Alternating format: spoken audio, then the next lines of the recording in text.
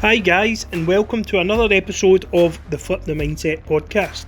I know the world is upside down just now, but I hope my podcast will bring some hope, some well-needed motivation and inspiration to those who need it. I want to introduce our first long-term sponsor. Silver Lining Debt Relief help people break free from debt. Silver Lining are specialists in government-backed debt solutions that can vastly reduce monthly payments, freeze interest and write off unaffordable debt. Debt is not only defaults and letters, it is also a lot of your income going out to pay creditors, stress, worry and missing out on making memories with your family.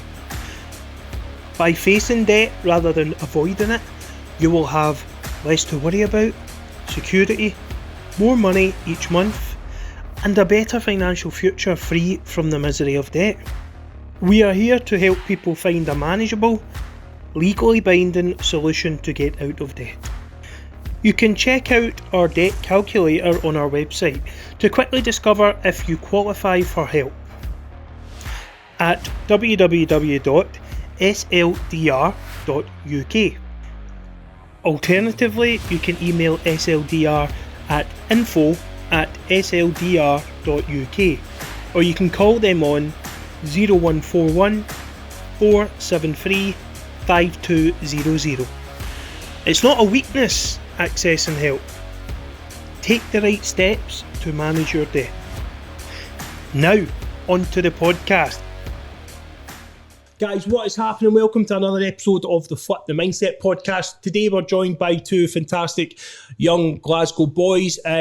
We've got the current European Muay Thai champion Nico Carrillo and John Paul Gallacher, his coach. Now, Muay Thai, the art of 8 limbs. Yep. You know, 8 limbs, unreal, man. Technical, very technical sport. Similar to UFC, but more technical, you would say. More specific. Probably should have the same stage as UFC. I'd like to think so, aye. Maybe will in the future. Yep. You became masters at this sport in your own rights as fighter and coach. You're the European champion, 21 years old. I just turned 22. Just turned 22, when's your birthday? It was October. Happy birthday, that was last year. Older than you think. And we've got, so you must be, because I read that you were 24, you 25 24, now? aye. You're still 24. 24, so you were European champion, right? You're a young boy, let's be honest. Hopefully you'll be the world champion soon. I believe that match was just postponed, which is a kick in the balls, to be honest. But before we start into the story, I think it's important to say about JP. You were junior European champion. No, junior. I won a gold medal at the European Open when I was fighting. I had 2 British titles. Won a medal at the European Open. European junior champion. Aye, so is that the same thing, or is that? You don't get a title for it as such, but it's like the Muay Thai Olympics, but it's like the European one kind of thing. Do you know what I mean? Right, get you. So I had that, and then I had 2 British titles, 2 Scottish titles, and 2 Celtic Nations titles. So unbelievable. UK number 1. I know, UK number 1 for years. Look at that, man. The fighter banging these goals up, you got each other. Because you defended that for a few years, the UK title? I was just away, and I retired when I was 18. I only had a few pro fights, but I was fighting for maybe 11-year-old, 10-year-old. So I was quite young when I achieved all that, to be honest. I think that's important to get in just before we start, how good you were as a youngster. Aye. And how that's kind of progressed on to both of you guys now conquering the world. Aye. So how are you boys? How's things been? How's lockdown been? Back from Dubai. Talk to me, what's been happening? Just had a fight in Dubai. I was the main event in Dubai. And I won that fight on points, unanimous decision. Had lots of fun, and I hadn't been in the ring for over 15 months, and I was actually really nervous about stepping in the ring again. I forgot all the feelings. It'd been so long. I forgot how it felt to cut weight, being in the bath, cutting weight, horrible, and then just the lead up to the fight, all the nerves. I don't remember it. I don't remember it being like that, just because it'd been so long. And then obviously as soon as I got in the ring, I just felt amazing, and I was just comfortable back at home. Were there fans? There was only the federation there. Right, because all I could see was there was a football tops in the background all hung up. No, I think it was just that all was the the federation Aye. t-shirts. Like Is it right? Yeah. it was like polo taps still wearing it. It had like a federation badge only. So Right, probably right. like football 'Cause I tap. couldn't really, if my eyes are terrible, I couldn't really work it out.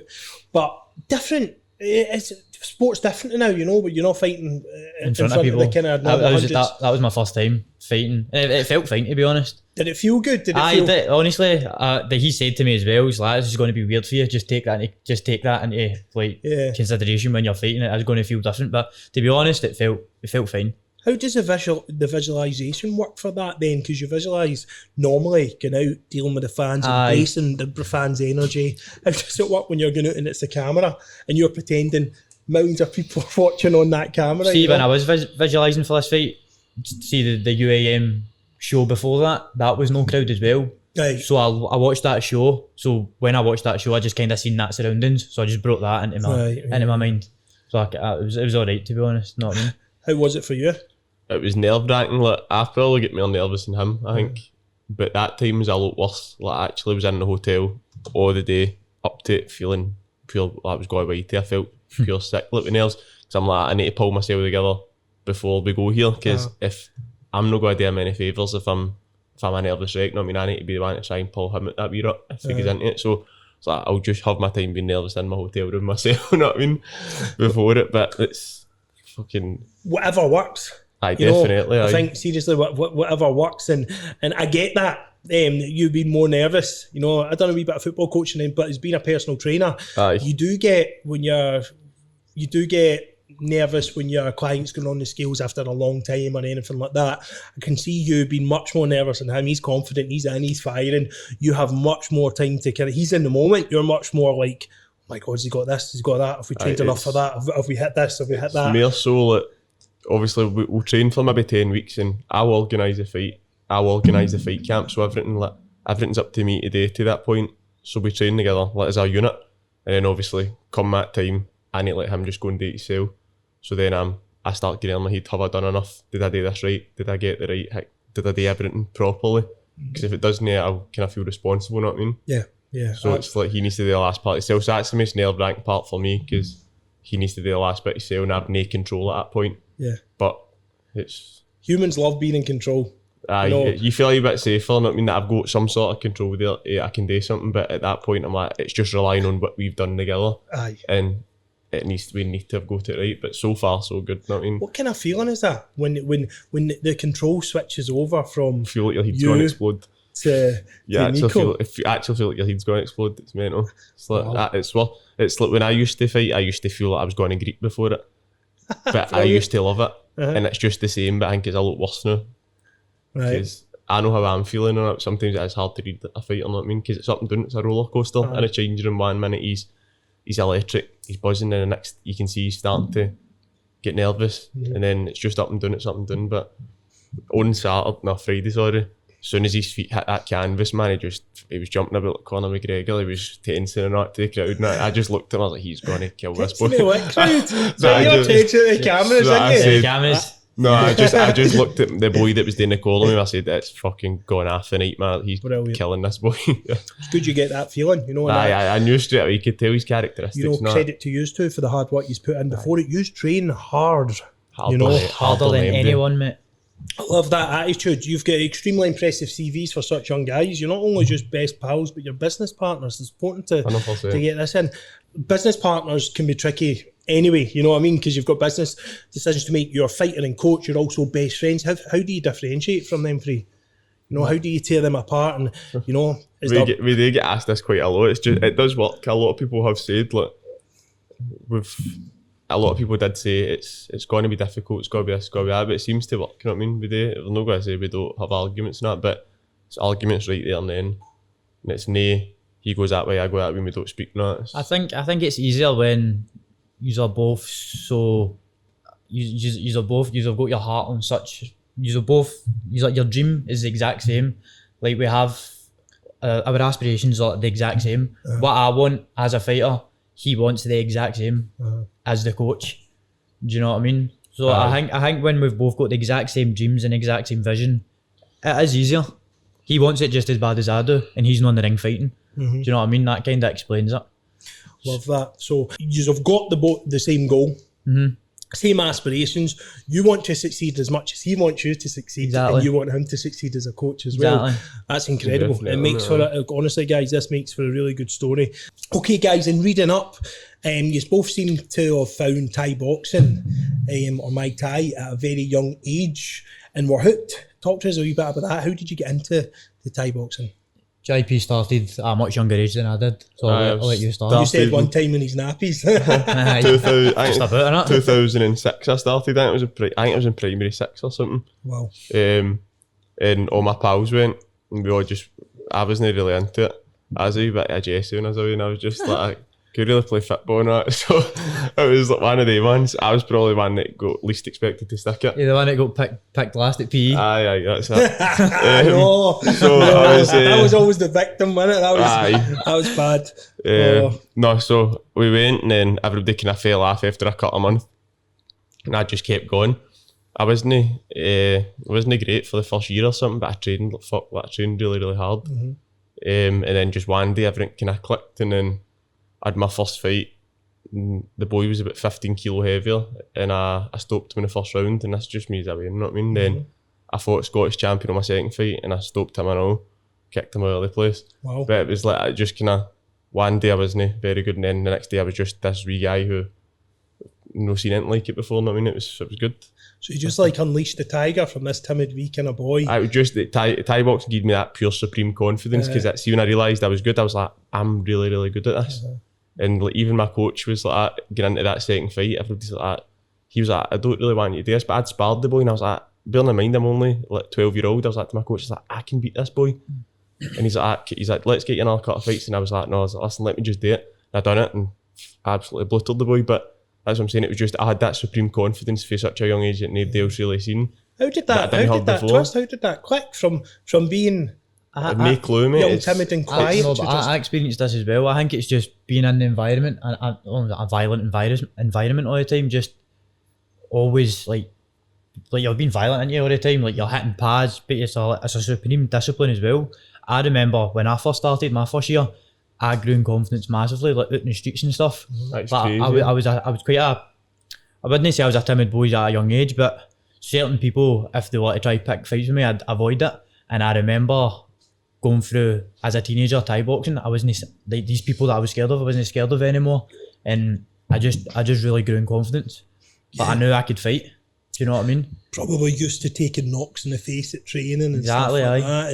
And that let's talk about that, because a lot of people who have been bullied in the past or have had no confidence do go into Muay Thai. You see it all the time crazy, at school, like. and you'll see the gradual change in them. They'll become more at peace with themselves, more kind of I think confident. that's exactly I it think is. it's like you see all these when you're younger, you look up to so many people and think, fuck, they're big and bad, and then you get into a Thai boxing gym and your ego gets left at the door, but you still see big bad boys there, and you think to yourself, fuck these.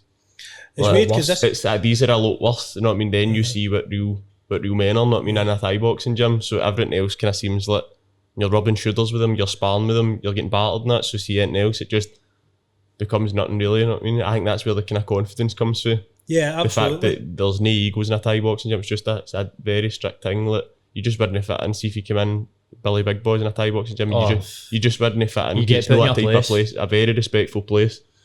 It's funny you say that, because Chris Bungard said the exact same thing.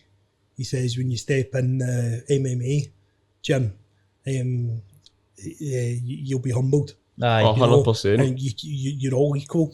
You all work Aye. together.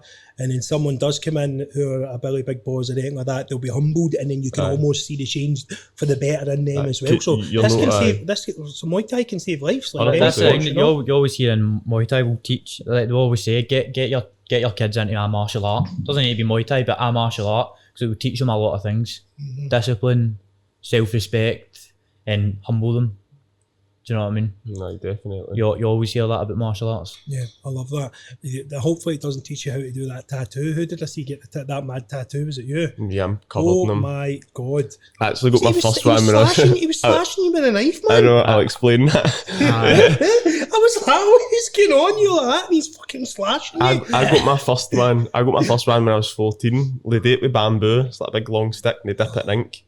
And then they just do the design like that. It takes ages, like maybe 3 times longer than See if you normal look at the tattoo. tattoo, you can actually see it's all just dotted. Wow. But see, a tattoo is all line work. Uh-huh. So yeah, if I show you this tattoo, it's all just dots, and you can see the thousands and thousands of dots. They don't join. Right. That's the way they do them. It's called a sakyan. It's the traditional way of getting a tattoo in Thailand. Wow. So like, my mum and dad sent me to a training camp when I was 14, got on a flight myself to Thailand, went, stayed in the gym and that, and one of the padmen, one of the trainers, he was always a mad alky, he was always steaming. Right. So he was like to me, he's like, you want to go for a tattoo? And obviously he was going to stick an earner on it for himself. So I was like, aye. I was like, book me in, he took me to the temple. I gave him the money and I went up and got my tattoo, and my mum phoned me. Didn't tell her I was getting it, and I just picked up the phone, didn't even think getting it. She's like, what are you up to? I was like, I was just get a tattoo and that. She's like, you're fucking 14. Are you kidding me on? I didn't answer the phone for about a week after that. I was the same, I was 15. I done the exact same thing to him when I took But him. I seen his tattoo, the one he's on his back, and I loved it. And then a lot of other Thai boxers at the time had it, and I knew when I was going over, I wanted to get it done. I always tell my mum that I'm going to get this tattoo done, but she just thought I was at it. So we went, and I ended up getting two done on the one day, my chest and my back. And I phoned my mum, and I told her. She was like, "Ah, you're very funny. What'd you get? Your initials?" A wee tiny thing, and I showed her a picture of it. It's a big, massive tattoo on my back, man. She was going mental. So she was. Do these tats not take hours? They take much longer, and they hurt a lot more. Oh man. See the video you seen of him? I got that done when I was 15 as well. But all different tattoos mean different meanings, so you get different stuff done. And the one in my back, they do like a prayer on your tattoo, like to give the tattoo strength. There's like meaning and stuff behind They it. put magic into the tattoo base. It's like Is that black magic. The slashing's basically like testing it, because I've seen it at first on people that don't believe in it, like foreigners that are like, they don't believe in it, but they get it done and they'll bleed like gush. Wow. And then see if you just get into that prayer and you deep breathing on it, and you really need to believe that you're gonna be alright. And he does try and slash you with it. The blade is sharp, and I've never blade. I can't explain it. I just do have a bit of faith in it, and I'm just going to put it down at that. I got hit with a machete. It was about this big, and it was sharp. No one Scots, then this was in a temple. No, after I got my tattoo done, I was praying, deep breathing and stuff, and I laid down. He's got it on his old phone, and the monk just whips out a big sword and starts hitting me in the back. To obviously, if you don't believe in the magic and stuff, your back would split. And it's just obviously if you believe in it, and it was just a wee scratch in my back. That puts you in a seriously cool place, and a seriously, a valuable place in the mind that could strengthen an athlete or a believer a lot. But you can come out of that feeling very empowered, very invigorated. It was a crazy experience at such a young age, because I was waiting. This wasn't like in Thailand, right? When I was 15, it wasn't like you book in to get a tattoo off the monk. So you just wait outside his temple. There was maybe like 20 people just waiting outside. So I was waiting there for like 5 hours before I went in. Wow. It's just one in, one out, one in, one out. And I remember sitting there, and he'd done a prayer on one of these ties, and all the ties that I was sitting with, and he wasn't here. He turned up 2 hours later and skipped the queue. I was the one waiting for rules, right? I sent him waiting the queue for me. I was the one waiting for rules, right? And I was sitting there myself. I was with one of the Thai trainers, and all these Thais started getting possessed, and they started going, and they started picking up chairs and throwing them, and I was sitting there shiting myself, like, what is actually happening here? Wow. And I was watching it, and all the Thais are like getting possessed. They're this black magic, if you like. So if you've got the same tattoo on it, if somebody's just got the tattoo and you've got the same one, apparently the magic's meant to like bounce off you all. And if you've got that tattoo, like you'd be sitting there in a crowd of 20 people, and maybe 5 of them will just jump up and fling pure berkeys like Gaffer Nut. Mate, start running up and down the street screaming and that, but they're not putting it on because they've no reason, they're not getting paid to do it. They were all like doing this and doing like a mad prayer and stuff, and they were just like hurting ourselves, and like, mate, it was mental. I was sat there 15 myself like that. Oh, what? I was shaking myself, man. I was just looking at everybody like that. Oh, I'm copping it here, aren't I? It was mental to see. Everyone in Glasgow now is going to be flying straight over there. Waiting for that tattoos, swaggering back into Glasgow, rejuvenated. So is that common experience of finding Muay Thai and learning Muay Thai at a young age? Has that been a foundation of how closely you two boys work now? Well, when I started Muay Thai, I was 15 years old, and when I went into the gym, JP was there. 2 years older than me, and JP was fighting at the time. And he I was a junior, he was a fighter, but JP took an interest in me and he started coaching for the juniors. He became like the head junior coach. I think obviously that's what sparked off his whole road into coaching. From the first day I stepped into the gym, he was there. Do you know what I mean? And ever since we've worked together, we sparred together, we trained together. Aye, the Thailand thing probably definitely did. Like, it sparked off him, the amount that he learned in it, going to Thailand. Oh, massively. Like, it was just night and day. It matured them a lot as well.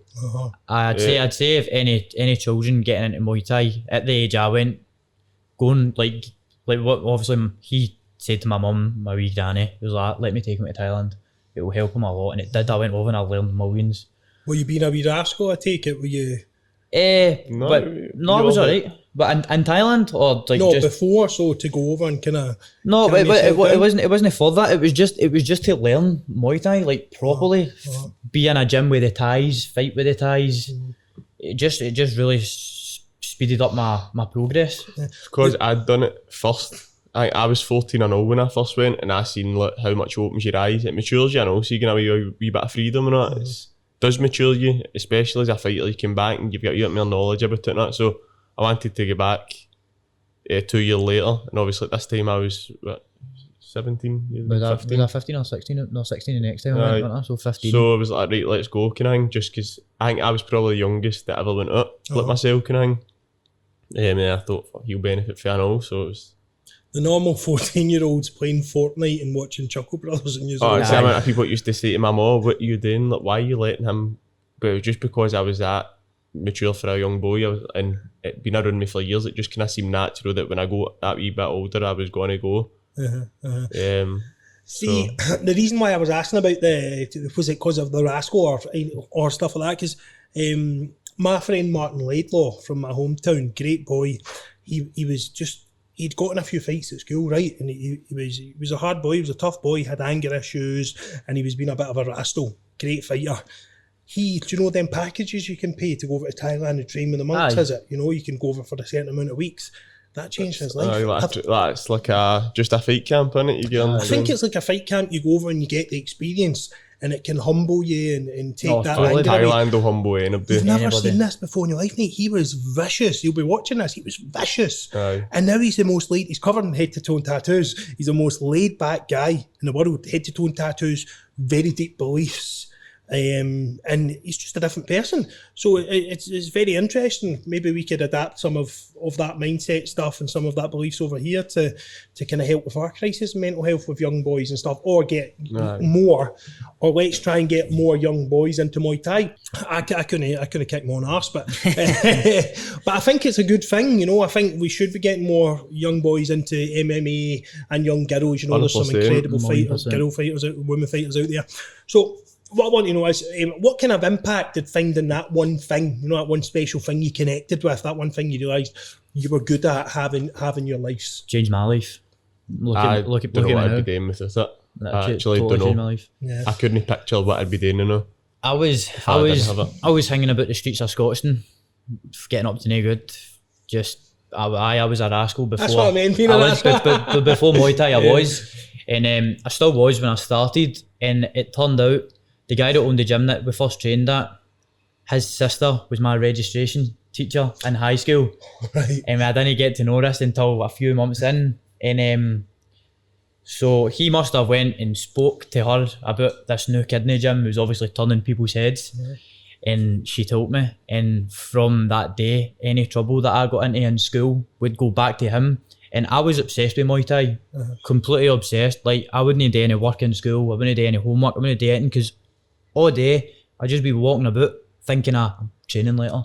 And see, at break or like during classes, I would just sit with my phone out on YouTube and just watch Thais fighting in the stadiums. Like, I wouldn't be concentrating on anything else. Like, Muay Thai had my full attention as a teenager. It still does, obviously, but as a teenager at school, night and day, all I would think about is, yes, training tonight, cannot wait. It just took over my life. Yeah. So anytime I'd get into trouble in school, it got back to him. And obviously I loved Muay Thai, so he would punish me for it. He wouldn't let me take classes. I would go into the class and he'd like, I found out what happened today in school, or you got sent home, blah, blah, blah. He was like, you can sit there and squat all night and watch everybody else hit pads. Wow. And this happened a lot of times. Yeah, I would sit at the side of the class and just do burpees for a full 2 hours, watch everybody else spar, have fun. And so that had a massive impact in my life, and but obviously it humbled me, and I started having respect for the teachers, and I just became a nicer boy. Do you know what I mean? Through my love of Muay Thai. If I didn't care about Muay Thai that much, I just carried on bamming up the teachers and misbehaving. Because of how badly I wanted to do Muay Thai at night, I had to change my ways at school. Do you know what I mean? I love that. So I love that. Absolutely brilliant, man. You should be proud of yourself. You are proud of yourself. Good. Listen, I love that. Absolutely amazing. I love these kind of stories. What about you? I actually just don't know what I'd be doing with myself because it was at such a young age, so I really wasn't up to anything apart from playing. So I couldn't really put my finger on what I'd be doing now. I think I'd just be working a normal job, and I couldn't think anything worse. Just kind of existing. I'd probably just be normal, not I mean? I'm not saying I'm not big headed, but I do love what I'm doing, and I couldn't think anything worse, like just doing a normal job. I don't feel like I've got a job. I don't feel like this is a job, you know what I mean? And that's the best. That's the best feeling in the world. There's nothing better than waking up every day and just knowing, right, it's 9 a.m, the night I need to be in the gym 6 to 8 odd pads because somebody needs me to be there. It's a brilliant feeling. Yeah.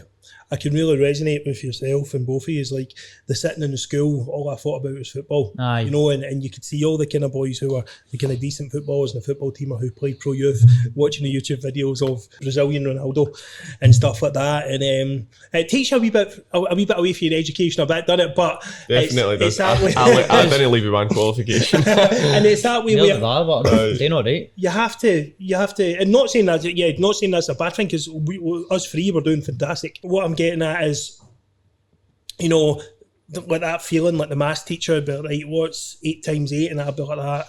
Football training's at 8 a.m. You know, like that's what your head was like. You know, you were just total concentrated, and that's very important. There'll be people now in your position who might not have the same self-belief, who might have that wee bit of doubt, and the teachers are maybe putting them off their dream. Not to say not to stick in at school, guys. That's not what we're saying. It's very important to stick in at school. What Absolutely. I'm saying is, don't give up on your dreams. Still stick in at school, but don't give up on your dreams. Keep train harder, wake up an hour earlier, go to bed an hour later.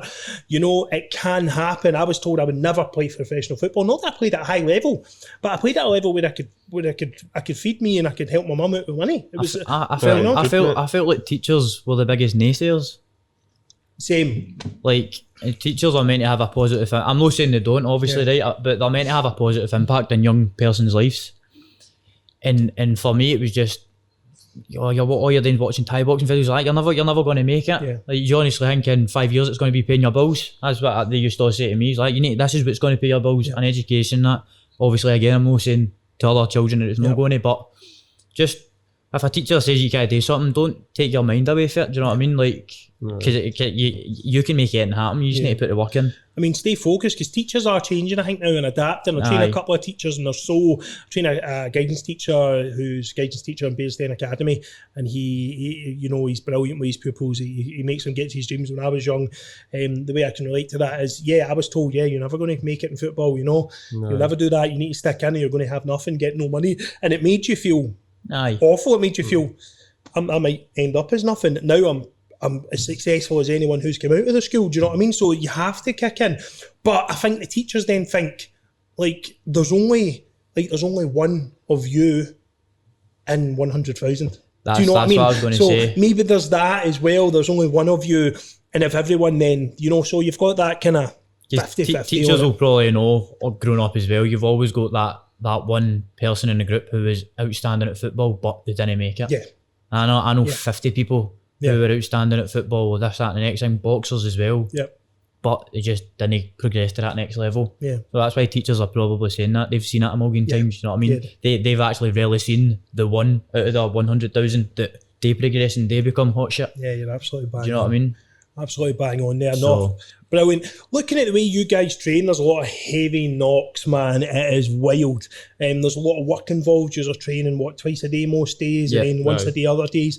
Do you have are you born with that mindset? Do you have that mindset at first to go so hard and have that fierceness in the gym, or is that something you need to build over a long time? Yeah, something I've built over a period of time.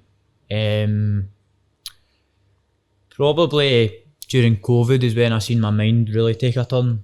Like I became my mind. I'd like to believe now my mind is bulletproof. But also I had a lot to do with training with my strength and conditioning coach, Ross McGaffney over it. He's the owner and head coach at Commando XFit in Hillington. Yeah, I've heard of them, yeah. He was a Royal Navy PT for 20 years. So he's always been a quite sadistic guy, man. He's quite mental himself, but he brought that into my training. So he used to always have, still does. That last fight camp, I was up in the mountains in cold water, going through tunnels and stuff, and doing whole sprints wet, just off a mindset. But he's always done stuff like that with me. And it was him that told me to start reading about David Goggins. It was about a year and a half ago, 2 years ago, and him and listening to David Goggins probably changed my mindset forever. And I've listened to the David Goggins book now maybe 10 times on repeat. He's a king. He's a king of mindset, but He's just daft, he's not into, man. he's mental. He's a different breed of mental, but just that, obviously I didn't have that 2 years ago. Yeah. But being around certain people, it's built on me. Do you know what I mean? I think it was like getting to that certain age, I know, well, like, right, all your wee bad habits, not whatever, you need to drop now. We just had to accept it. Listen, fighting's a very short game. If once you hit 21, every tiny bad habit you have, you need to get rid of it.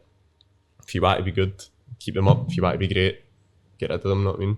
I love that. It was just one of the ones, like, you have to make a decision, you need to be all in or all out. Yeah. And it's You really have to be these days. 100%. There's so many people going for the same dream. If you're not working hard, you should be paranoid in your head. So I'm not working hard enough here, and you should know yourself to go and get it, know what I mean? You need to want it. You need to not be constantly on other deterrents, like social media and stuff like that. Just You need to be honest with yourself all the time. Don't kid yourself on. Am I training hard enough? No, ramp it up, know what I mean? And you should have a bar set for yourself that's doesn't move, know what I mean? If it does, it goes up more.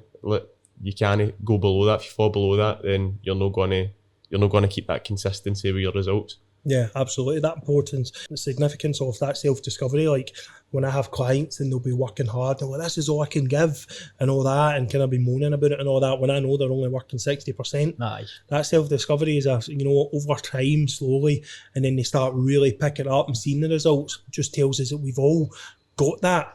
The cookie jar, we've all got. We can all dig in for more. We can all, we can all be better. Every single day we can better ourselves, do things that are going to That's the biggest problem with fighters, I think. Like, I see a lot of boxers in Scotland, Thai boxers, and see the training all day, and it's just pure basic. It's like what somebody would do generally just to get fit. They're talking about how they work so hard, how nobody works hard on it. Like, mate, you're going out running a 5k, and then you're going in the gym for an hour. Like, there's to be a professional fighter, there's a certain bar you need to hit every time. You can't just be doing. A lot of people kid themselves on because I went out and ran. I've pushed myself.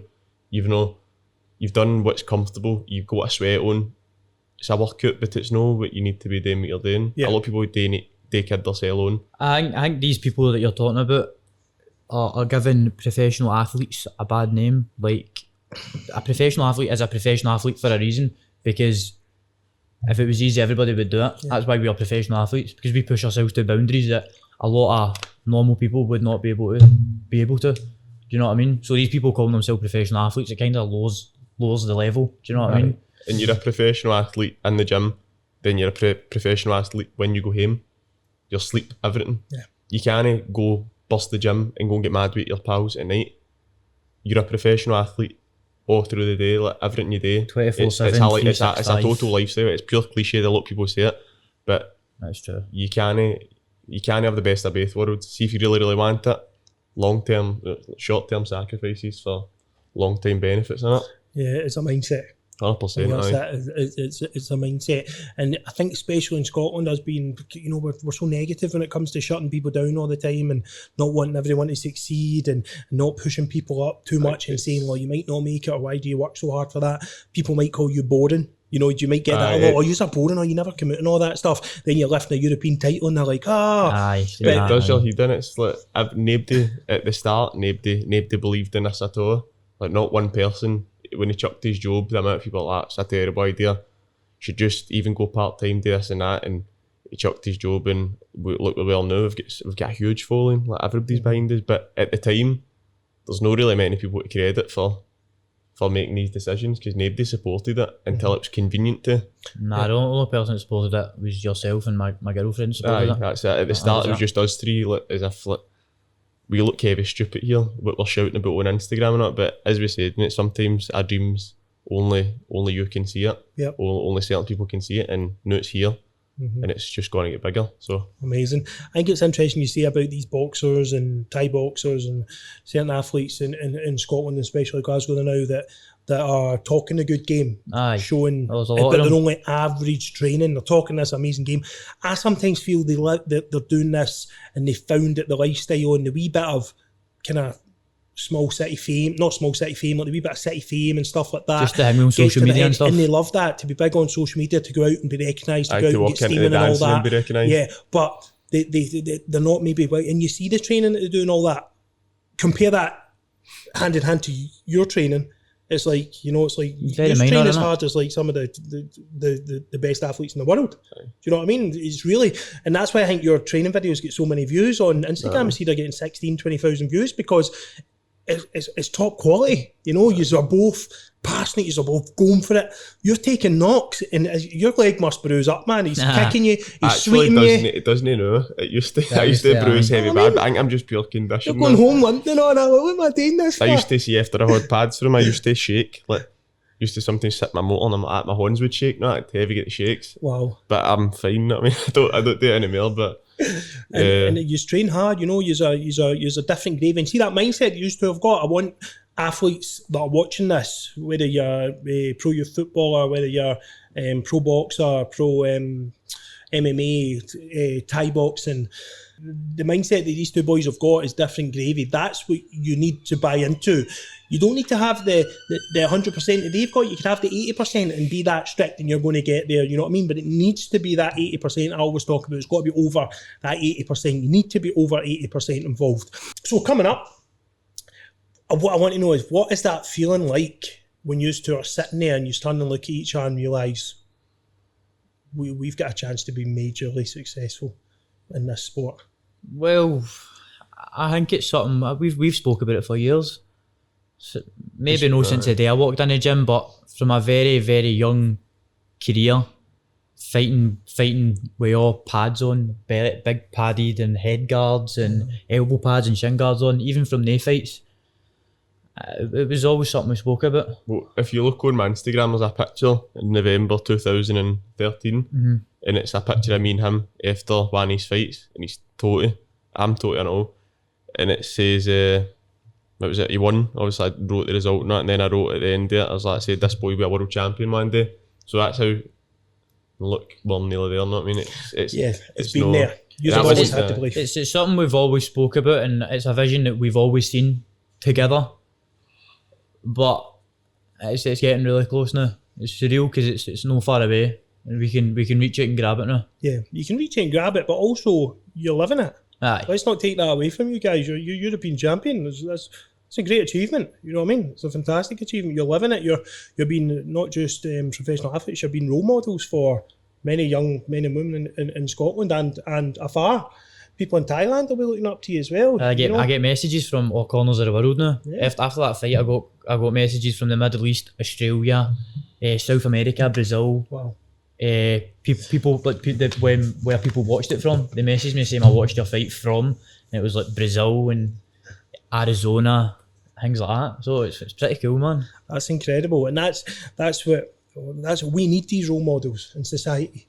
Like Flip the Mindset podcast, it's a platform of hope for people struggling with pressures of modern day society. Hope we can get back from the darkest places. We're going to go into a dark place you were in, JP, but in a while. But we need these role models that are giving hope, that are all in and really care about what they're doing instead of just caring about the fame and everything that goes with it. You know, I think it's very important. I would love to sit and go through both of your fight careers, fight by fight, but we'll be here till tonight. So what I want to talk about with you guys is what has been the biggest moments and what's been the biggest key moments in both your careers as coach and fighter and as fighter. You got to start? I'll start. You know. Winning my first major title was an amazing feeling. The European title, that was amazing. To be honest, every time I get my hand raised, it's just the same feeling, but a million times more. Every single fight, every time. Like even that fight in Dubai there, it wasn't for it. Obviously, it was my first fight in 15 months. It was meant to be a hard fight for me, and it wasn't for a title or anything like that. But it just felt amazing, man. Getting my hand raised, it was just, I can't quite describe the feeling. Like I remember sitting a day before the fight, cutting weight. So I'm taking about 4 kilo off in a bath, sitting with a sauna suit on in a bath for hours. And you're sitting there, you're like, why am I doing this? Why am I doing this? And I'm starving and I didn't get any sleep the night before because my mouth was dry. Can't drink any water or eat any food until the weigh-in the next day. And you step in the scales and then after you weigh in, you're still lethargic and weak for hours after the fight. And then it comes to fight day and you wake up, you're wee buzz. And then an hour later, you're sitting there terrified, nervous. An hour later, you get another good buzz. And then when you get to the venue, you're buzzing. And then 2 hours before the fight, you're sitting there. I was sitting there terrified, my first time fighting in over a year. And I remember sitting there thinking, why am I doing this? I am so scared right now. I don't remember feeling like this. I don't remember being this nervous. And then you put the performance on, and you win, you get your hand raised. And then you remember, this is why you're there. This is why. So love that. It's a crazy roller coaster fighting, man, but I just wouldn't change it for the world. I totally love what I do. Seen it in your face when you get your hand raised, you are buzzing. Nah, it's just something nobody will ever describe. The feeling, it's mental. And let's not take away from the opponent. He's a good fighter. Mm-hmm. And he's a nice really, guy. Really respectful boy, man. Really like, respectful very guy. humble boy. Really, really nice boy. Like, he was so respectful after it. Just pure humble and defeat, you know what I mean? And he wrote about nice big stats about man all that. He couldn't have been nicer, you know what I mean? I think he'll go quite far as well. I think he's actually at the end. He's a wee bit older. Because he's more experienced. He's achieved enough a lot. He's got a world title, WPMF world title. He's won the IFMA. It's like a Thai boxing Olympics, but the world one. He's won a gold medal at that. Wow.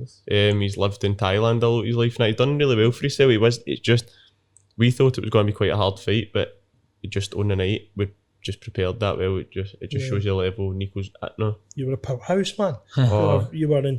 It just get worse round by round. Sees his confidence grew. It was just exploded. I think the boy was just totally overwhelmed, like as if. You look as if you've got a unique style. Like sometimes I watch and I think he's so laid back. Then you jab, you evade, and then just knock out, man. You know what I mean? Like.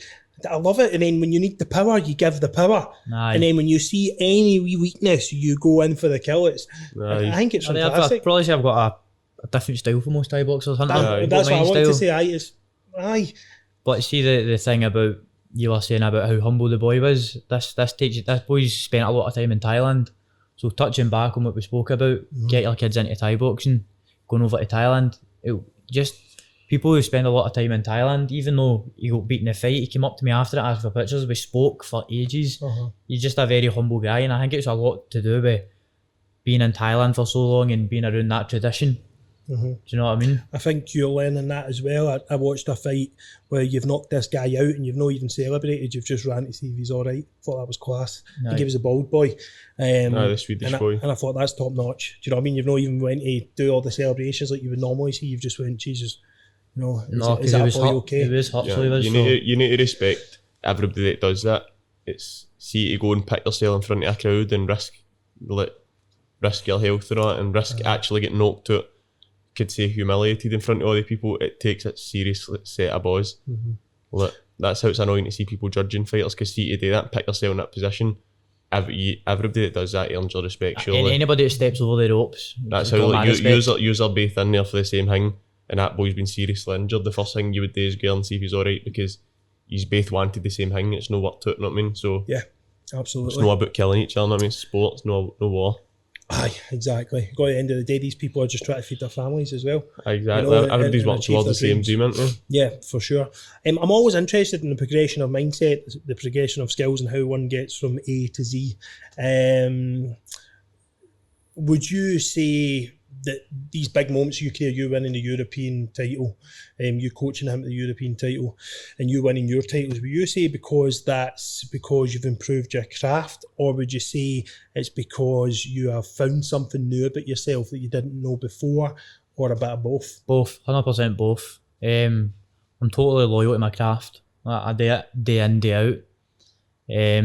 But also, when COVID hit, the Thai boxing, the whole fighting world shut down, and I needed something to keep me going, so I started doing these crazy challenges to find out more about myself. I'd never ran a marathon before, just last year. I've now ran, can't count now, from last year, but I ran my first marathon and I said, aye, that's cool, but what can I do? What can I do even to go into the trenches even more? So I ran a marathon in a pretty decent time, 3 hours and 38 minutes, and I went straight into 30 rounds, Thai boxing pads. 3 30-minute rounds. I actually collapsed and stuff. I was gubbed. But my first time running a marathon, and I done that. And the reason I was doing these challenges was to find out stuff about myself. Do you know what I mean? So to answer that question, both, very much so, both. You learn something new. So every time you struggle, in your like every time you're struggling and you're hurting, you always learn something new about yourself. That's what I love about hard training. When you think you have no more, you've, as you know, the 60% rule. When people think they've gave their all, they've probably only gave 60%. They've always got 40% in the tank. Yeah, absolutely. Do you know absolutely. what I mean? And you're absolutely bang on there, because I think when you're going over 80%, I think that's the only area you can find out something new about yourself that's going to really progress you on, unless you hit rock bottom or something like that. But if you're below 80% training all the time, the only thing you're going to find out about yourself that you're not pushing yourself. That you're slacking. Do you know that you're not pushing yourself? But you know that anyway, because you know you're not. This is why I push myself so hard. I want to believe that I am an uncommon person amongst uncommon people. Do you know what I mean? I am totally comfortable being uncomfortable. That's what, not the end goal and stuff, but a big part of my training is being comfortable, being uncomfortable, and that's where a lot of people fall off the wagon. All the success comes. So like, we've got the method we've got is Nico's super talented, super smart, but if the only see if Nico's fitter than anybody comes up against, he's going to win. The thing we say is, unless Nico goes in and does something totally stupid that he shouldn't do, he's not going to lose, because he's most likely going to be better than most people, because I do believe that. As long as he's fit, he'll stun and hold his MMD. So if we cut corners, then part of our plan's out the window. So he needs to be totally bulletproof. His body, everything needs to be no stones unturned. Yeah. You know what I mean? And that's happening. That's why I give 100%. But we're fully conscious. We're fully conscious about how much effort we put in every camp. There's no delusion. There's nothing like, it's always 1,000,000% we put in. There's no it was alright. I just know now in my career, that last fight camp and any fight camp going forward now, I know that I can come to the last week of the fight, the day of the weigh-in, and I can sit there at peace with what I've put in that fight camp. It's been nothing short of 110%. Every time I go, every time now. If you're going on a fight camp and make it the next fight camp for the world title or for whatever, and you have set goals and targets, which are highly important for you guys to hit. I want to know, how do you as a coach ensure that you both hit them? It's just known. I think you've either kind of go to it, just it's a long process. Like, we've been working together for years and years, so I know when he's hit the target. I know when he's worked hard enough, and every fight's the same. We'll know. It doesn't depend on opponent how hard we train. We'll train the exact same every fight, because the way we need to look at it, some opponents will maybe as good as others, but we're still going towards the same place. So any slip up's going to take us 10 steps back for there. So it's very important we keep that. And I know every time when I feel at peace, that's when I know we've hit our target. Because I'll stress for maybe two weeks in a fight camp, because I'm seeing, and this is going to one of my points about, we peak too early sometimes, and he hits his peak because I panic too much, and we'll run him into the ground. But then, see, once he's peaked, I'm like, right, I'm at peace now, because I know everything's done. And that's important, watching when you peak and stuff. That can Aye. win or loss a fight, I would That's it. imagine. Exactly. There's no guessing it. Is just feeling it. You can just feel it, and that's when you're like, right, we're ready. And then that's when we'll start working on more technical things, more game plan things like that. Are you on him 24 hours a day? Constant. What he's doing, seeing where he is, if he's sleeping in, waking him up, like texting him, get your ass up and all that. Are you constant? He doesn't need me. He doesn't need to wake me up. I know you'll be. I know your craft, but you're even more luckier because he is bang on. Do you know what I mean? But if there's an off time, which there may have been through maybe you falling out with the missus, or you know what I mean, with something's happened, or Rangers Celtic have lost or whatever. Is there a time where you've had to step up and really say, come on, Nico, let's do it. Last fight camp, I was tired one night, really tired, and I said, I think I should take the night off. And he's like, are you injured? Are you sore? I was like, no. He's like, you're just tired. It's like, aye. He's like, well, get to the gym. I don't care. I love that. And I probably had one of the best training sessions of the fight camp that night. It was actually, I'd probably say it was your best training session. It was just weird. I just felt, I know my body, right? I'm the hardest working person I know. Truly, I am the hardest working person I know. I know my body. I know how much I can run myself into the ground. I know in a fight camp when to take my foot off the gas, to hang with, like to stop injuries, prevent injuries and stuff like that. Just have a night off, because 1 wee rest day will improve my next 3 days after that of training.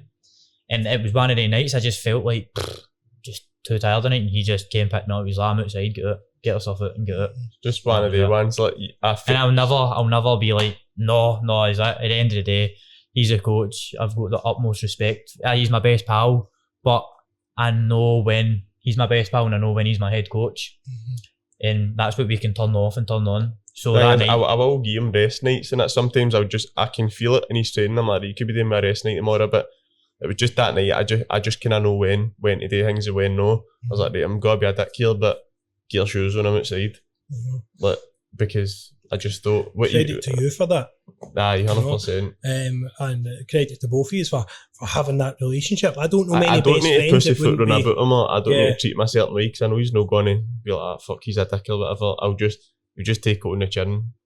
I think why dragged his tail into the gym, his face tripping him, but he left with the biggest smile ever on his face, because sometimes you get into the gym with no expectations, you feel like a bag of washing, and you have the best session, and sometimes they're the ones that make or break a fight camp, because you're like, fuck, and it just gives you that rocket up your arse. Like, I had no expectations of myself there, and I've left absolutely buzzing, and I really took something for that session. Yeah. So, how many fighters have you seen that have come out and said that? Like, they were in a terrible place, blah, blah, blah, they didn't want to train, they get dragged to the gym, or they dragged themselves to the gym, they've trained and they've learned something new and had the best session of their life. I feel buzzing, see, as soon as that first wee bit of sweat you break, you feel amazing after it. It's just... get all the frustration out, leave it on the ring. There's no guilt for sitting in the house that night. You know what I mean? You feel guilty, like, especially us. If you don't do it, you feel a sense of guilt. You're like, fuck, I've sat in my arse all night when I could have been in the gym. So it eliminates that in your head and all, gone back to your mentality. You go in the gym that night when they really didn't want to, but see, at the end of the night, they're probably like, fuck, I really should have went tonight. Aye. You're always and like then that, you start thinking, what was my opponent you're doing in your tonight? slippers at the end. Like, I remember, because I used to, you'd take a wee night off training, you know what I mean, I'm not feeling well, and you'd be sitting there at 12 o'clock saying, what have I done? That's a week out, that's a day out the week of my training for the game on Saturday, and then you might not feel prepared. I think it's credit to you guys, because I don't see many friendships, right? Best pals, especially males, young, who wouldn't be at each other's throat a lot doing what yous are doing. So that's credit to you. Like, how many times do you see it? It's not going to happen, like taking huffs with each other and all that kind of stuff. Yous have got such a phenomenal understanding of each other. Yous have got a phenomenal respect for each other. I just think it's incredible. How many times do we hear two mates going at something, then they break up? Business especially.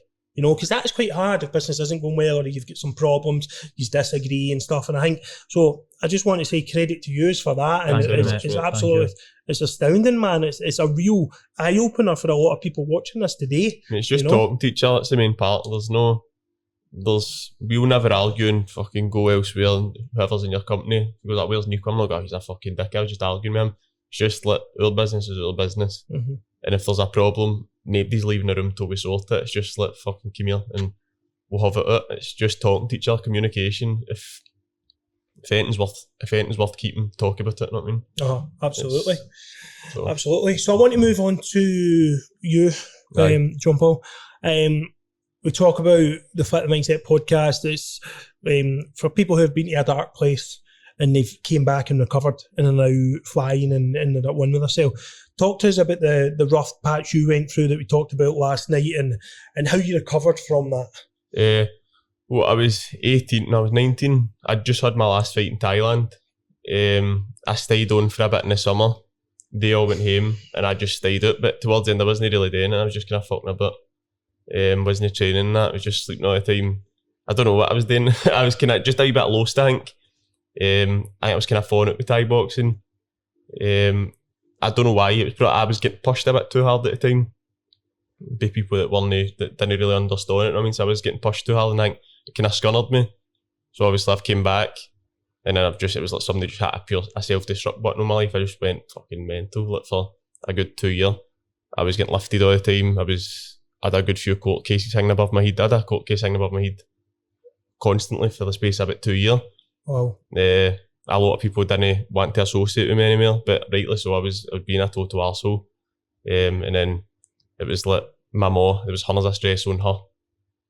And it just kind of got to the point where I was that far away from Thai boxing. I kind of wrote it off in my life. I was like, there's no chance I can never get back to this.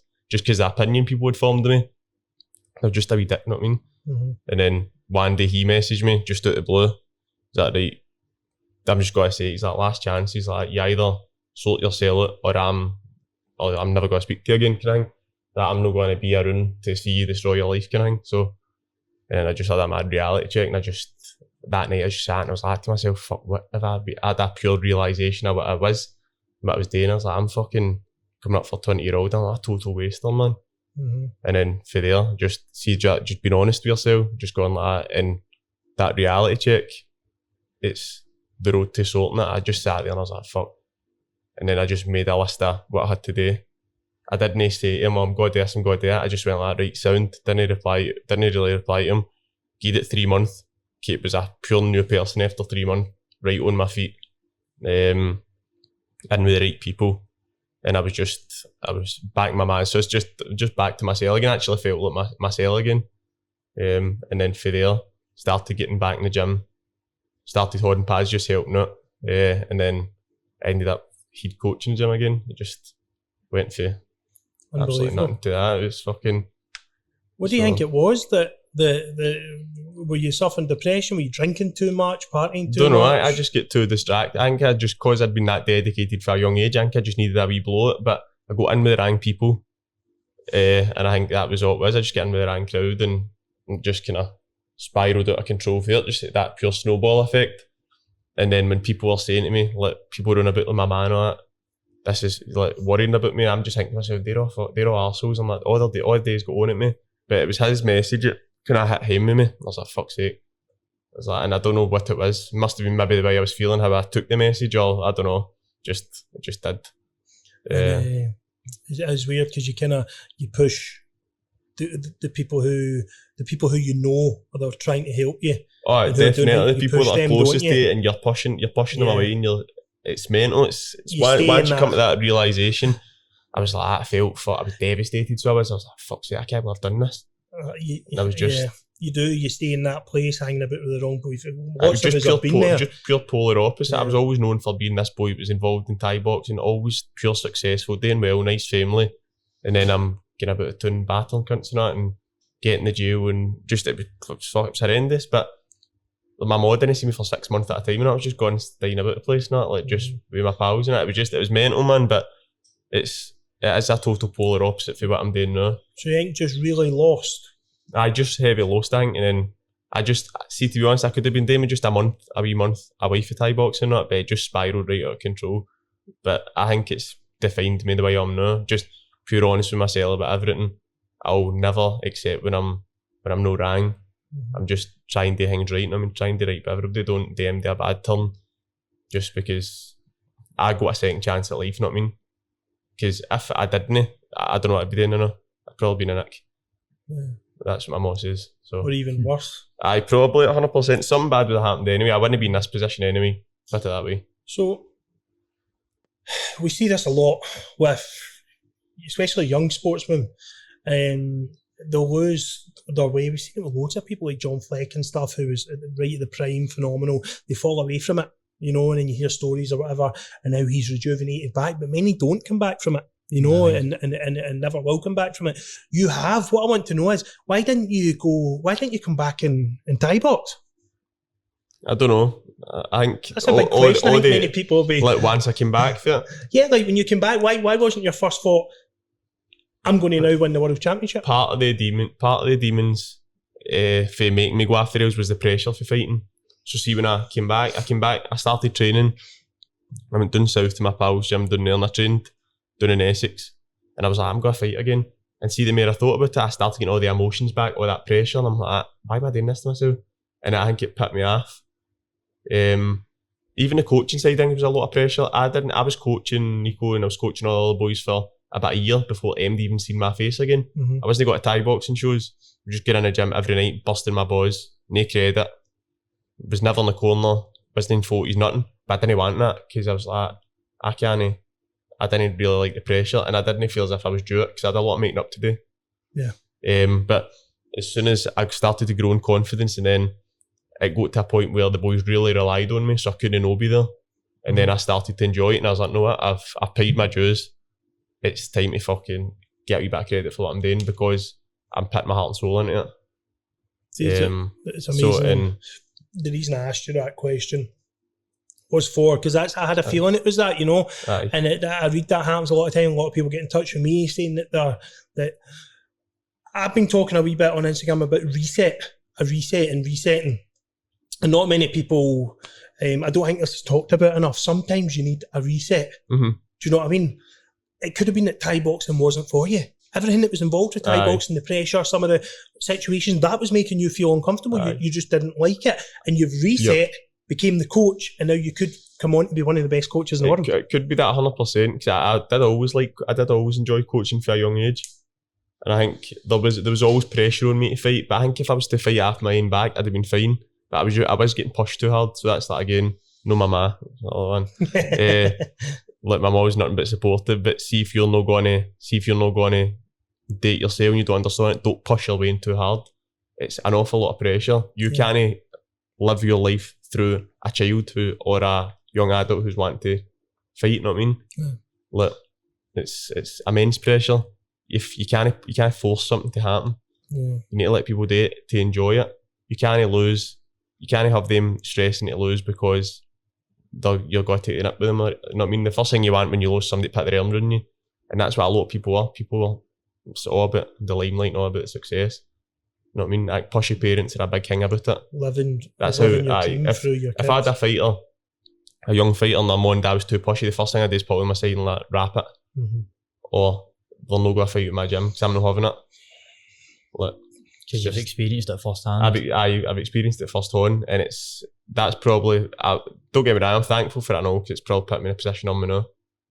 I think like coaching fills the void, that relevance of being a fighter, and also the success when you triumph, when you win, all the feelings. I still get to experience all the emotions with it. It's immense pressure, but I think the fact they rely on me now, I'm here now, and I'm just got to go on with it. Mm-hmm. I'm got to be the best I can at it. So brilliant, you can enjoy it. I think it's important to. I think that getting punched in the really face. Good, really good points you made there, mate. Really good, and that's why I was kind of prompting that question. Because, definitely.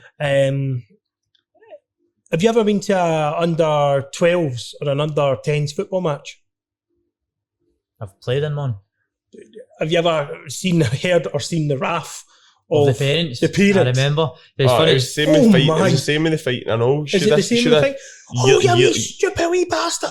You're not doing that good enough. This is someone else. Years ago, my first fight. Years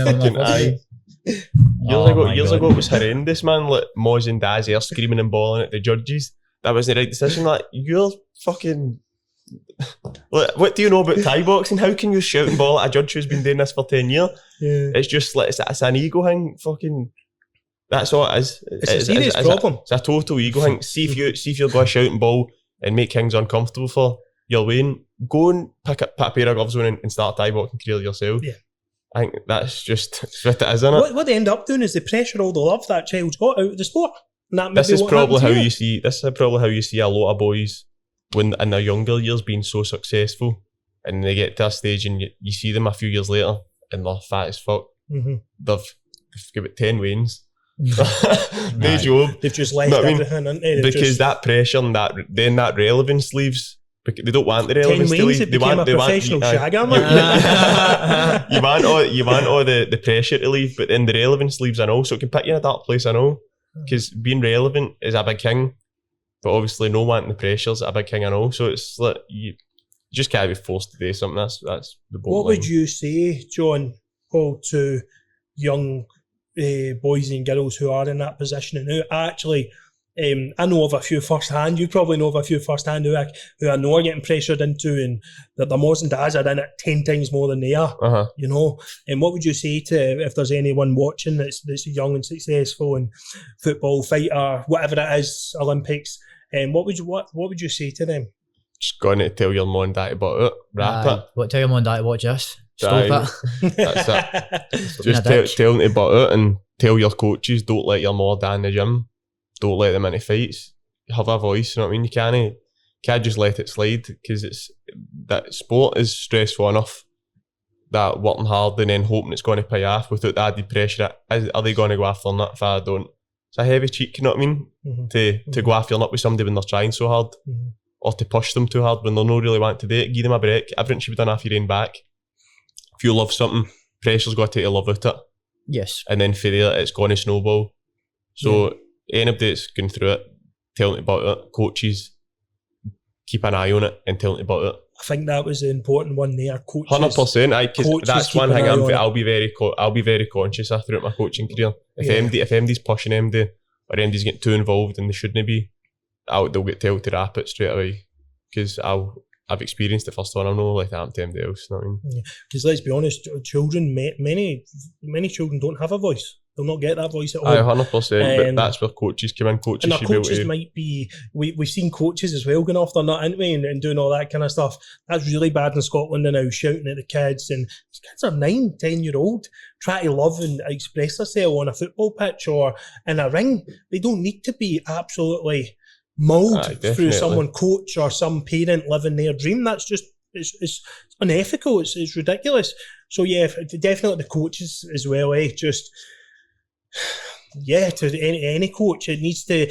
Barry Ferguson talks about coaching when he was on, and he was talking about it being more personal, and coaches, and he brings some of his players aside and he'll talk to them like, "You all right?" And they'll say whatever, and he'll be, "Are you really all right? What's going on? Listen, you can talk to me." See, I didn't have that with my manager, and that caused mad problems. I was suicidal, anxiety. I talk about that in one of the podcasts. But Barry Ferguson is at Keighley Hearts now, isn't he? So, and you should see the difference. He says the difference is unbelievable. You get players then starting to come to you, Gaffer. No, I've got.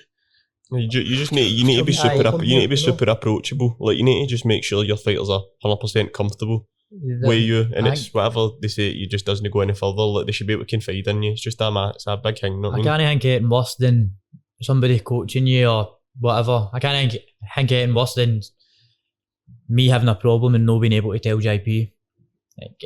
And I've just recently we were talking to somebody who was like that with a coach, and I've heard that a lot. When they have a problem or they really want to talk about something, they can't say it to their coach because their coach is going to have an opinion and their coach isn't going to be happy. I don't think that's right, man. I think I'm very blessed to be in a position I'm in to have JP. He's always my shoulder to cry on if need be. If I'm going through a tough time or anything, a fight camp's emotional, so it is. And sometimes I need to just let it out, have a talk. He's always there to listen to me. He'll never judge me for anything that I'm feeling. Like, we're only humans, you know what I mean? We're all going to feel certain ways in certain times that may not be right.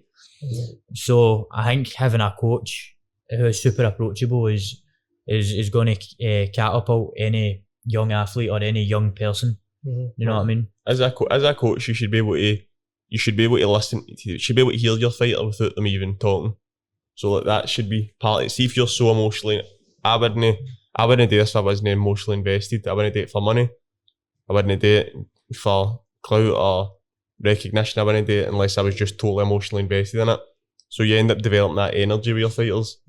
So he doesn't even need to say a word. I can tell what mood he's in. I can tell if there's something wrong, something's off. Sometimes it will take maybe 1 or 2 times. Are you alright? What's wrong?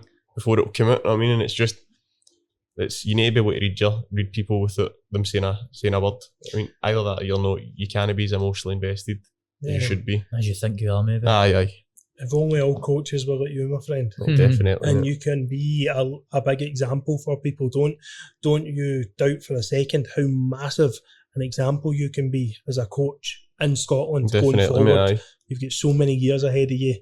And obviously yourself as well. I'm sure you'll coach in the future after you win multiple world champions and do what you want. I've got a feeling, I don't know why, I had a premonition that you move into MMA. Don't know why. I've heard this a lot last week. I just had it in my I've head. heard this non-stop. Because you're so fierce. You're such a fierce fighter and you're just, could you see you banging people, man, in MMA? But maybe for the future. Mate, I'll never say never. I'll never say never. I think it's important to bring up and talk about the other brother. The reason I say other brother is we all moved together. Yep. And it was Jordan Cole. Cole. And he passed away tragically training abroad in a camp. Yeah, Thailand. And the hydration and stuff. It's important to mention that you named your gym after him, which is phenomenal. You named your gym after his fighting name. Yeah. Which I can't pronounce, so you need to help me. Decalic. Yeah. Cool. And why was it so important for you to honour him in this way? At the time, so me and JP just wanted to kind of move on. Things weren't working out in the gym we were training at. So we wanted to open our own gym. We just wanted our own professional environment to train in. And it was a no-brainer. No, I mean, it's just simple. I mean, every fight I have, I honour him. I take his canes out. They're his personal canes that he used to take out. He used to have this like gimmick in Thailand. He was called the dancing fighter. He'd always walk out to Isan Thai music. He'd always walk out dancing with his canes. Brilliant. And we've got the canes in the gym. So now when I fight, I walk out with the canes. So he's always with me when I fight. You know what I mean? I'm always thinking about him. So I thought it was a no-brainer. Just what do we name the gym? Decalic Muay Thai Academy. Obviously, it was so easy. So we took his mom aside, Lisa. And we told her, man, she was fucking bawling her eyes out, wasn't she? She was delighted because she was actually she said, she's like, if I win the lottery, she won't mind me saying, she said, if I win the lottery, that's the first thing I'll do. She's like, I'm going to open a Thai boxing gym in Jordan's name. But obviously, that she said, she's like, you've just done it for me. So, good man. Every fight, man, takes serious strength for knowing he's there. I mean, we take his photo everywhere. There's a picture of him, a black and white one. And he's just looking looking right into the camera. See, before every fight, you just look at it and you're like, it's mental. It's a crazy feeling, innit? It makes all the hairs in your neck stand up talking about it. Crazy, man. It's like you just tears in those eyes as well, you take heavy energy for it, mate. It's mental. It's powerful as fuck. So what was he like? He was just the most humble, nicest guy ever. He was just so kind and didn't have a bad bone in his body. He was pure simple, mate. Just loved Thai boxing. Didn't care about money. Didn't care about motors, nice glaze, nothing. Just Thai boxing, mate. That was it. Aye, exactly. Just such a simple boy. You just couldn't like him. He used to sneak on a train from Falkirk to Glasgow to train with us every Monday and every Tuesday. Bump his ticket when he's in. Tuesday and Thursdays for years. Used to from Falkirk. He'd travel through to train with us. Brilliant, man. Do you know what I mean? He was just so invested in the sport, and he became a superstar just before he passed. He was a total superstar. He was. You know what Jordan done at his age, most people haven't done in their full life, 11 up to 70-year-old. He had been to Japan, America, everywhere in Asia, everywhere in Europe, through fighting. You know what I mean? He's seen so much parts of the world. He was iconic, so he was. That dance, everybody knew about it. You know what I mean? It's that dance and it was just becoming a thing that was kind of known worldwide at one point. So it's like the dancing fighter. What he done alone at 20-year-old passing away to what most people have done in their lives. He done more at that age than, do you know what I mean? People could only dream about doing. He's an absolute legend, man. Love that, man. Love the way you talk about him. Do you think when you win the World Championship, you're going to pull out the dance? I actually pulled out the dance. I wasn't very good at it. I'd say I'm better at it now. I practice in my spare time. I done it just I fought a month after he passed away. That was hard. Wow. He had his own ritual dance. Have you seen the Y Crew? The dance the day before the fight? Yes. They seal the ring and they do a dance, a traditional dance. It's called the Y Crew. Right. He had his own Y Crew. Right. And I remember being in the changing room a month after he passed. I was going to fight. I had the t-shirts made and stuff. And I wouldn't even hit pads. I wasn't even warming up before the fight. All I was doing was practicing the dance. Know what I mean? In honour of him, I was doing it in honour of him. I wasn't warming up, trying to get in the zone for fighting. I was just sat in the changing room with my gear on, just practicing the dance in the mirror. I wanted to nail it because his mum came to watch me as well. Do you know what I mean? Mm-hmm. And I came out to his entrance. It was a Thai song, and I done the dance with the canes. Don't know how good I done it, mind you, but I nailed the dance. Then I knocked the boy out. In the second or third round, I had his canes with me, and it was sad. I just remember bursting straight into tears as soon as the fight was finished. It was a very, very emotional fight camp. See, to be honest, Rock, emotional just because I take him in every fight camp with me now. Yeah. It's tragic what happened, man, but life goes on. Yeah, thanks for opening up about that, boys. Following your dream and then unfortunately passing away while trying to execute that dream was... Being so young, I know. Look, that was the first time we'd ever have MD so young die on about us. Aye. Like, it's one of the ones you always remember where you were when you told about it. Oh, I remember. I remember TRT, it's so vivid. Like, I remember it's the first time you're in pure shock because you're like, old people are meant to die. Yeah. You're like, nobody my age should be dying. You know what I mean? Me and Jordan were born on the same day, on the same hour, in the same year. You know, it's mental. Aye, I did. I think you told me that. Yeah, that's incredible. We discovered that when we were... I can't remember. I think it was actually my birthday. We discovered it. We didn't even know each other. It was on Bebo back at the time when we were both fighting, and we were like, fuck's sake, that's your birthday, I know. Brilliant. And then I was like, what were you born? They told me, and I asked my mum, and I was like, fuck's sake, what was that? Just very weird, man. Remember Bebo when you had to put the... Love for the wee hearts, and gave 3 hearts a day. You gave people hearts. Actually, you would save them up, wouldn't you, man? I made 2 or 3 fake pages and started giving myself love after them. Brilliant, man. Most loved guy then on Bebo. You'd have a song on it. I'd always have a Mad Gary McCabe one or something on it. I think I was the love doctor, mate. I think I had like a Mario Let Me Love You or something like that. Try to entice the women in. Oh, brilliant. With one-time students now becoming masters of the craft, and being so young, what I want to know is what challenges have you faced being a fighter, and what challenges have you faced going from fighter to coach? I was very injury prone for a long time in my career. I mean, now I've really started looking after my body. I stretch a lot now, and ever since I've been doing that, I don't pick up injuries as much as I used to. I used to be really, really injury prone, and it would really constant, man. Like, at one point, I was like, I actually don't know how we were going to get through a Thai boxing career. We took him to London to train, and his calf was getting him bother, his shoulders were getting him bother, and this had been going on for ages, and then it just got to tipping point, and he couldn't train down there and that, and I was just like, this has been going on for about 2 years now. I was just looking at him, I'm like, I don't know how we'll actually go ever get by this. It was really emotionally draining. It was hard because I wanted it so bad. I wanted to train so hard, and my body wasn't allowing me to. I was just sore, and I was hurting myself constantly. And the thing I wanted to do the most is train and fight, and my body was just saying, and I was only young, my body's just like, nah, fuck you, I'm not doing this. But now I take care of my body, I stretch all the time, and I put good food into my body constantly. I really take care of myself, and that was actually the first fight camp we went through. I've not had one injury. I staved my thumb because I was sparring. That's good. I punched Steve in the head, so I staved my thumb. You deserve that one, man. Do you know what I mean? But that was the first fight camp. Obviously, because I've not fought in over a year before that. Yeah. I mean, going into that European title fight, my back was fucked.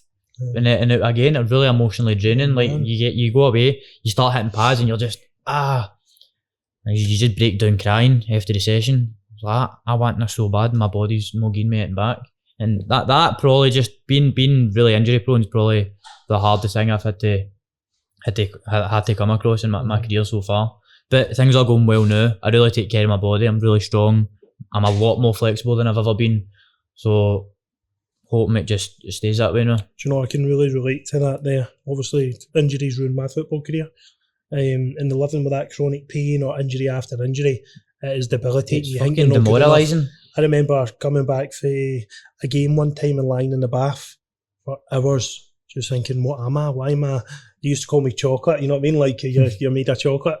And I'm like, what am I? Why can't I do this? Why? I'm just not good enough. Why am my knees failing? It puts your head down massively, and it brings, I'm very strong-minded in at the times of picking up injuries. A lot of self-doubt comes into your head when you're feeling low like that. You know, when you're feeling that low, something can start it off and then it's just self-doubt. It fucking just goes down like that, man. It really is. And people... One thing I do get is a lot of emails with footballers from the SPL down to the League 2 mailing me when they have injuries. How did you get by? Because I've recovered 4 times I've had 5 major knee surgeries, and each one you get harder, but you also get a bit colder as a person because you start, all this self-doubt just floods you, don't you? And then you can't see past your injury, you're in constant pain. Something you may need to deal with in the future, but you've got such a great team with you two, and you've got such a great mindset that you will get through it. I think it's really important to bring that up with the injuries and the self-doubt and stuff, because it really puts people in a really, really, really bad place. I know fighters, I know pals that have done it first-hand, and injuries have it's fucked them up. They've not came back to it. It's just too much. You know what I mean? When you're in a fight camp and you get injured, it's hard enough being injured. As you try to push yourself to your limits every day and try to do certain things, but you're restricted to doing certain things. It's not even that when you're in a gym. It's these injuries. It's when you're sitting down, when you're walking about. The injury. It's not just an injury when you're in a gym. It's fucking all day in life. When you go to sleep, they're there. They're constant. You're thinking about it all the time. It's just that's how it floods your mind. That's how self-doubt comes out, because it's there 24/7. You're feeling it all the time. So it's there. You can't fucking have a second where you're like, put this injury back in mind. You can't, because ow, it fucking hurts. Do you know what I mean? That's a fantastic point, and I don't think people recognise that, from girlfriends to friends to coaches. But maybe not everyone, but people will just go, "Oh, you're injured, so that just means you can't Thai box, but you'll be home. You'll be fine. Chill out." But it's never left. It never leaves. You're sitting down in the toilet. You're sore, and you just become a big depressive bomb about to go off, and it can lead to suicides, as we've seen. So I think it's important to have good people around you like that see that. Listen, I know you're in pain. I know you're struggling. Let's maybe go swimming or just something. Because I think that's an important thing as well. But so say your knee's injured or something like that. My knee's actually killing me right now, man. I need to lay it out. Say you're injured somewhere, and it's obviously, I've had calf, feet, I've had every leg injury you can get, and I think lying down to it, obviously if you're fucking that injured and you're fucked, right, you do need the rest, right? But I think a lot of time it's important that you don't lie down to your injuries. So running's a big part of my fight camp, and my legs are sore, whatever it is.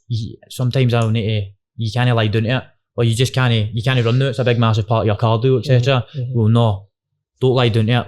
Let's work around it. So swimming's non-impact. So I think it's important when you are injured and when you're feeling down that you overcome it, and there's always something else you can do.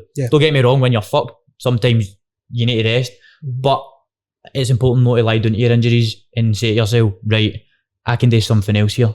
There's always something else you can maybe do. Adapt and overcome, innit? Adapt and overcome, exactly. Yeah, absolutely, I love that. And many people many sportsmen now, it's coming out more and more, will just get addicted to painkillers and take painkillers. I get addicted to cocodamol. I would take it all the time and feel on top of the world, and then some buzz, isn't it? Some buzz, you're sitting there like, I can do it, man, let's go and climb Ben Nevis. But But that can lead to major problems, and it can start wearing off, and then you've just stuffed your leg or your injury 10 times more. And this is a big thing in sports, painkiller abuse, and then coming off for the competitions. So it's just a bit of awareness out there. It's good to talk about. I think it's been a rough year, and everyone has been struggling to do their normal stuff, and even having people on the show like Luke Stoltman and that. It still can have an effect on elite athletes like yourselves because you've not got your usual get-outs. Even though you might not go partying or anything like that, but you might go and do other stuff, like cinema and stuff like that. You like the whole social aspect, and you like going out with. I don't really see anybody. I'm just gym, and I spend time with my girlfriend, take my dog out. Like, see this lockdown hasn't affected me. It's been brilliant. I eat healthy. I get my meals prepped for me. Everything delivered to my house. I don't like going out, being distracted. I spend a lot of time with my girlfriend, a lot of time in the gym. But JP obviously likes going out and seeing the boys and just doesn't he party, doesn't he drink it, but he likes going out and having a social aspect. I like going for a munchies and coffees and that. Just things to break the day up, you know what I mean? Because obviously I'm training all the time, I don't drink. He's no baby, and I'll just try and make the same kind of sacrifices as him, you know what I mean? So rule that out, then what if I go coffees?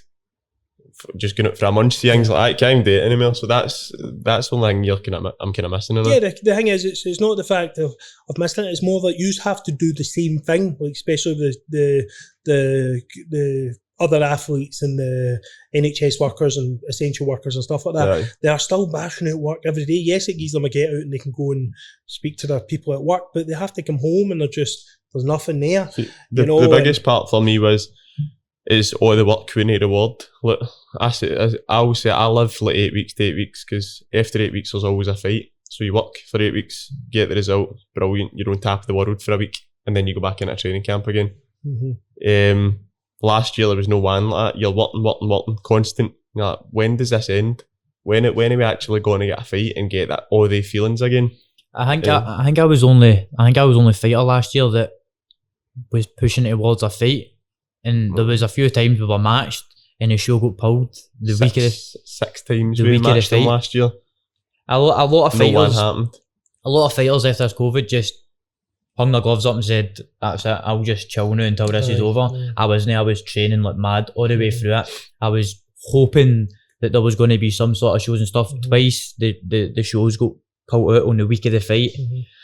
So as JP's saying, we're just like, you know what I mean? It deflates you, man. You're like, right, when are we going to get rewarded for our hard work here? You know what I mean? It was really, really hard. It's good you mentioned that. I think that puts you a year ahead of other athletes. This was the plan. This is what we said. We're like, right, we can either just greet about how bad everything is, you know. Don't get me wrong, we didn't expect it to last this long. We expected this to be done last year or this straight. So we expected this to be done a long time ago, but the plan was basically let's keep working while everybody else is doing nothing.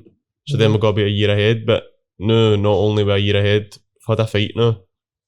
After everybody telling us that one never happened, no chance. So travel many restrictions, naysayers, man. And we went out and we got it done. So now we're a full year of training ahead, and we've had a fight, and we're going to have another fight, and then we're going to have another one. While everybody else is still sitting on their arse trying to get themselves back together. So when it comes down to it, then we're going to be miles ahead of everybody. Good. So before we finish, I want to ask, so world title fight, you're going to have to prepare for that. Is that the next fight? And if it is, I can't tell you that. I know I was getting that straight away. Sorry, it's happening soon. It's happening soon, I'll tell you that. Are you approaching this differently in any way? Because I think it's amazing because you've just had a world title fight pulled. Yeah. How do you recover from that? That's going to a high and then going, man, I was ready for that. And then you have to reset yourself. We get very used to disappointment last year. Yes, that is the honest answer, mate. We learned how to deal with it so good, and I think that's how that win there felt so good. See, when we actually landed in Dubai, we just look at each other, man, just shook hands like, right, this is fucking happening. I can't believe this, because I didn't expect to get to Dubai. Even the week I'd flying to Dubai and all that, or the restrictions and that started happening, started getting hundreds of messages, just hundreds of doubt, man. And once we actually landed in Dubai, I was like, no, the full week I gone, I was like, mate, I trained so hard for it. Just still in my mind to think couldn't it might get not happen. excited about it, wasn't it? You couldn't get excited about it. That's See, a tough place to be. once we got there, it was mental. Every day it was getting closer. I'm like, mate, it feels heavy real now, doesn't it? And then the day of the fight, I was like, said the exact same thing again. I just said the day of the fight, I was like, this is actually happening now. It's going to happen tonight. And that's weird because you need to train to the standard that you're fighting. Yeah. Not knowing that a fight's going to happen. Exactly. Many people that can mess up. Exactly, training to the standard when there's a chance it might not happen. A lot of people will. Aye, that's a really good way of putting it. That's a very hard thing to do. Difficult. You've done well. So I can tell there's a world champion bout being set up, probably confirmed. I can see it all over their faces. But I really want you to win. I really want you both to win. I really want you to. I'm so buzzing for you. I'm going to take so much. I'm going to give so much attention to see how you are doing and hopefully keep up with you. Thank you, mate. And you've got my full support with anything. I think you're fantastic. I think you're role models. I think you're doing everything right. I think a lot of people will be watching this very proud of you.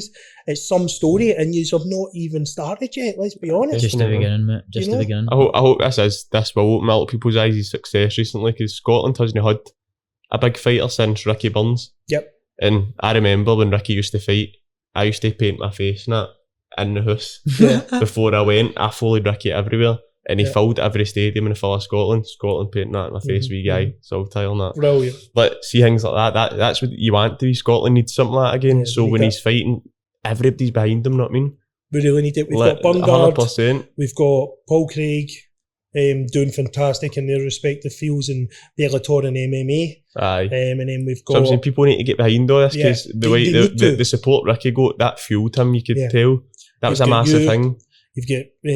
Chris Duncan, I think it is, and a few other big fighters coming through. We need to get behind them, because 100%. And you get this in Scotland, you will realise loads of people, even people close to you and friends like that, they won't share all your posts and get right behind you. It's a weird thing. This naysayer thing that we just think, and we don't. People want to see you do well, but no better than them.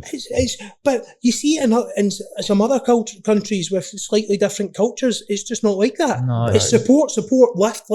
I think lift each other. Glasgow's a very, very strange place. Everybody's in competition with each other and who's wearing the best and who's driving what motor and all that. And it's just a bit of a sad culture to be brought up in, but it is what it is. We live in Glasgow. The whole of Scotland like that. Influencers aren't making it any... Well, certain influencers aren't making it any better. You know, we need this support system and to support local fighters and all get behind. Cash Farouk's fucking brilliant.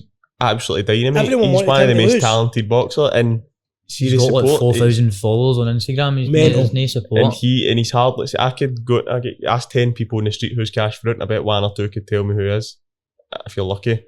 And the boy's absolutely phenomenal. That's what I'm saying. The full of Scotland should be behind a boy like this. Ridiculously good. I done boxing in a wee White Inch community centre with Cash for a few months before I was doing football and boxing. Yeah. And I was doing boxing for it on and off. I never took it seriously. Just enjoyed going in sparring and stuff like that. Just fucking getting a wee tear up with my pals. And then I was playing football. And then obviously when I started Thai boxing, I was like, fuck football, Thai boxing is for me. It's the one. That's the one. I think it's important to get behind these fighters. Definitely. And especially like yourself, superstars like Cash and you. We all need to be behind. We all need to be pushing. We're a country. We need to get behind each other. And shouldn't be forced to either. See, like when Ricky Burns was about, it was a different time, but everybody got behind Ricky before social media. Before everything like that, before social media was a massive thing. Everybody just knew when he was fighting, and everybody would turn up. Harrison as well. Exactly. So I feel like you need to kind of fight for the support of the people. You need to promote yourself, and it shouldn't be like that. Literally, they don't want to. See if you're really doing it, everybody should be like, "No, what? That boy's brilliant. Fair play to him. This is what we need." But we do need that in Scotland. And I hope all the fighters and all the athletes do get the support they deserve, because it fuels them. Yeah. The support he got that last fight was brilliant. And it heavy. It was electric, because he knew the full of Glasgow was watching. Everyone was on it. I think the social media campaign he's created there the last year, it's probably then it's just came to a tipping point where everybody's like, I'm dying to see this boy fight. I think also fighters like you need to come out and say it. Like see, after a fight, come out and say, listen, why do we not support each other more? Let's get behind other fighters. Listen, you've got Make It an RB fight on your gym. We've got him fighting. Get behind them. Follow his social media. Go and give him support, because it could be your future champions who can inspire your future grandkids and save their life. you know, this is serious, and I The, really get behind the it. local support's worse, I think. See people that you went to school with and Yeah. that, they don't support you. Like, it's annoying because everybody supports when it's convenient to post and that, but you're like, right, you know him on first name terms, you've got him, you've got his number. Why did you never once pick up your phone during a fight camp, go like, how you doing? How's your camp going? You feeling alright? But on the night, I'm his pal, I know him, I went to school with him. It's quite annoying, but I've went through this my whole life, the same. And even now, with the huge platform I've built now, I've built in the back of strangers posting my stuff. Strangers see, loving a flip mindset. stranger's your biggest fan, your biggest hater, somebody, you know. Sharing my motivational posts. 9 out of 10 of my best pals don't share my stuff, ever. Well, and you you'll find man. that I'm the the same. same, man. It's It's- fucking we need to pish. change this mindset totally. And that doesn't mean we don't share their stuff. I still share all their stuff because 100%. I've got that energy. I want people to do well. Let's wrap it up with a bit of fun. Major question, big question coming here. Where you guys are in your career now, what's the bigger win? What's the most special moment? You becoming world champion and you being world champion coach, or someone from your gym becoming world champ? Use producing a world champion in the gym. I think, well, we What, first things first, innit? aye, first things first, I'm the closest to the world title in the gym, but Stephen Oven is right behind me. Stevie's phenomenal. Stevie Does he Robbins. fight on your gym? Yeah, Stevie's Stephen Is that Oven. he's in a couple of your Quite picks? small, aye. small. Kind of small guy, yeah. Stevie's amazing. Nico obviously gets made a run at it and all because he's full time. We need to get Stevie go full time and all, and make the sacrifice and take the risks and all. But Nico is the closest to the world title now. So to answer it, Stevie will remind you knows Nico is closest to it. The biggest goal for us, an achievement now is what's in touching distances. And that's Nico winning his world And title. Stevie will get Stephen's there. not so far behind me. What about you fighting Stephen in the future? No, Stevie's my boy, Stevie's my best pal. No, but if he's wanting your world title. No, Stevie's my different brother. weights and that. Different Aye. Aye. I love that, man. Stevie's my brother. We've got Stevie's going to make it an all. Stevie will be a world champion. We'll be sitting here in a year's time and it'll be Stephen next to me, you know what I mean? And Nico in his world title. Brilliant. And Stevie will be going for it. So it's just everything in good time, you know what I mean? Yeah, I absolutely love it. So I want to just give a couple of shout outs to these guys' pages and stuff. If you want to tell your Instagram page, if you've got a YouTube channel, etc., where people can find you and support you. My Instagram is Nico Carrillo _fighter. I've got a Facebook page. I think it's the same, it's innit? just Nico Carrillo. Just Nico Fighter. Carrillo _fighter again. That's my Instagram. If you could follow our gym page, it's hard to spell, but it's Dekalek Muay Thai Academy. You'll see everything about the gym, all the fighters, up to date on that. When we open our gym properly, everybody's welcome to come along to the classes, learn Muay Thai. We'll do boxing, general fitness. If you want to come along and train with us, drop us a message personally or on the gym page. We'll put this in the description below, guys. All right, what about you? My Instagram